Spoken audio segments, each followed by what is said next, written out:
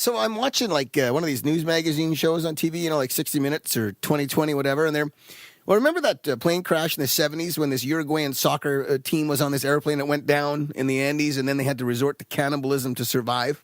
Well, anyway, 40 years later, they interviewed one of the survivors who's actually a doctor. There was 11 survivors, and one of them now is a doctor in Uruguay. Of course he's a doctor.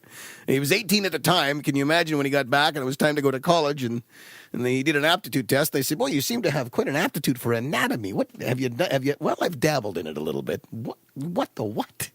And anyway, but he revealed on this interview, it was fascinating. He revealed a whole bunch of interesting details about this, the crash and the pending survival. One thing that I would never have guessed is that once they decided to resort to cannibalism, which was after about 6 weeks when they were all starving, there was actually lots of airline food available.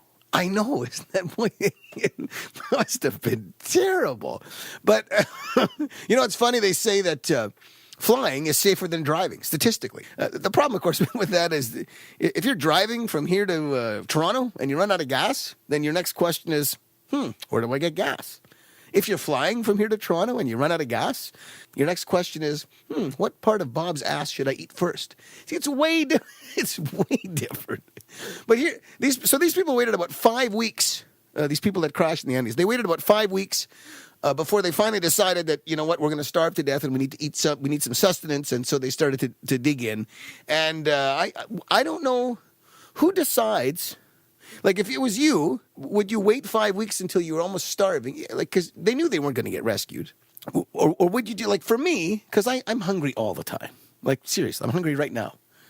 If I crashed at 8 in the morning, I think by 6 o'clock or 7 o'clock that same evening, I'm looking around going, listen, nobody's coming and I'm quite hungry. Like, would that, I guess that would seem a little weird, eh? Maybe a little too antsy, I guess. Imagine if you did it early, maybe like a week in, and you all agreed on it, because you get that whole kind of mentality, right? That mob mentality. And imagine if you were like digging into a seatmate, and all of a sudden the rescuers came, like just a miracle, and they came. I guess you'd all have to hide, like hiding behind rocks, with partially eaten ribs in your hand or something, and the people go, well, guess there's nobody here. Whew, after they leave, that was a close one. I don't. And how do you decide who to eat? That's the thing too, because certainly you rule people out immediately. You rule out friends and family, right? I mean, just because you can't. And that's fair enough. And then maybe you go to, how much information you have on the person. Like if you go through their pockets and you go, well, this one's on penicillin. It's like, okay, nope. And then coincidentally, guess what? Hey, I've got some information. Coincidentally, I sat beside that guy and he told me he was corn-fed. That's weird.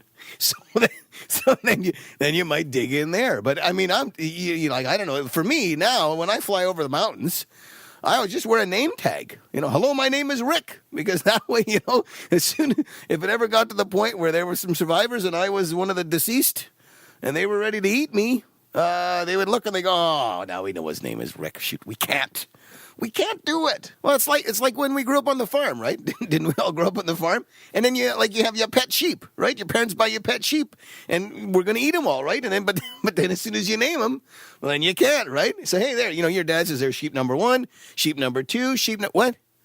Esther? What? Oh, who named it Esther? Oh no. All right, honey, you can throw out the mint jelly. And so now this guy that they were interviewing on this news magazine show, when he got back, he was 18 in the prime of his life.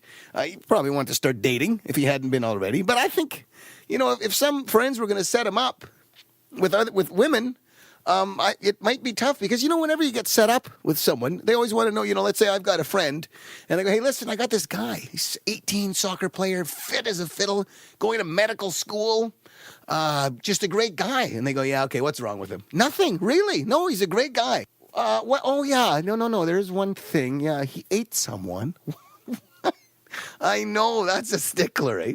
But this doctor, the guy they interviewed now, he's married and has a family, and life is normal, I guess.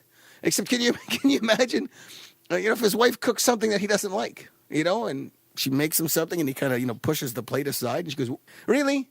You eat Bob's ass, but you won't eat my meatloaf? Really?